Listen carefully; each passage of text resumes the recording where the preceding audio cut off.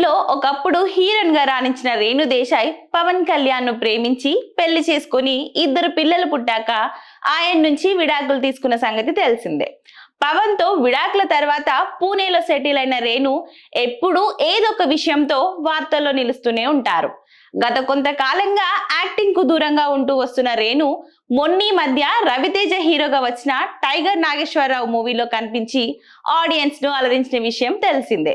Tiger Nageswararao చేస్తున్నప్పుడు తనపై ఎన్నో విమర్శలు వచ్చాయని, ఎక్కడ చూసినా తానే కనిపిస్తున్నానని, ఎలాంటి సినిమాలోనైనా నటిస్తానని అన్నారు. కానీ టైగర్ నాగేశ్వరరావు వచ్చి 2 ఏళ్ళు అవుతుంది. అప్పటి నుంచి తాను మళ్ళీ స్క్రీన్ పై కనిపించలేదని, గతంలో తనను విమర్శించిన వారెవరూ తనకు క్షమాపణలు చెప్పలేదని ఆమె ఆవేదన వ్యక్తం చేశారు. మాట్లాడే వాళ్ళు ఎలాగైనా మాట్లాడతారని, అందుకే తాను వాటిని పట్టించుకోనని, యాక్టింగ్ పై ఉన్న ఇష్టం వల్లే తాను ఆ సినిమా చేశానని రేణు చెప్పుకొచ్చారు.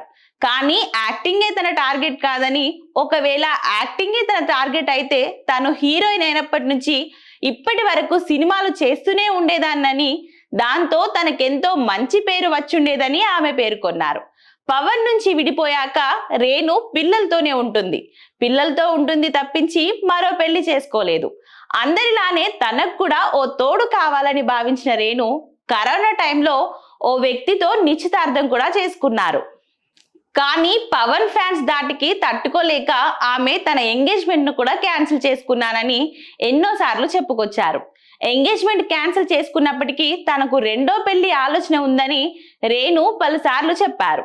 అలాంటి రేణు తాజాగా చేసిన వ్యాఖ్యలు ఇప్పుడు నెట్టింట వైరల్ అవుతున్నాయి.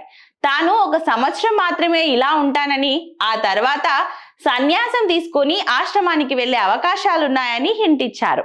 అయితే రేణు సన్యాసం తీసుకోవాలని ఎందుకు అనుకుంటున్నారనే విషయాన్ని మాత్రం బయట పెట్టలేదు.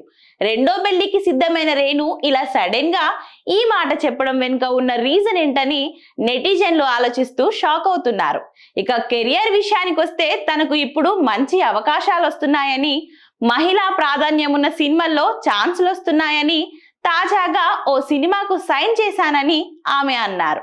అత్తాకోడల నేపథ్యంలో కామెడీ డ్రామాగా ఆ మూవీ తెరకెక్కనుందని రేణు దేశాయ్ వెల్లడించారు.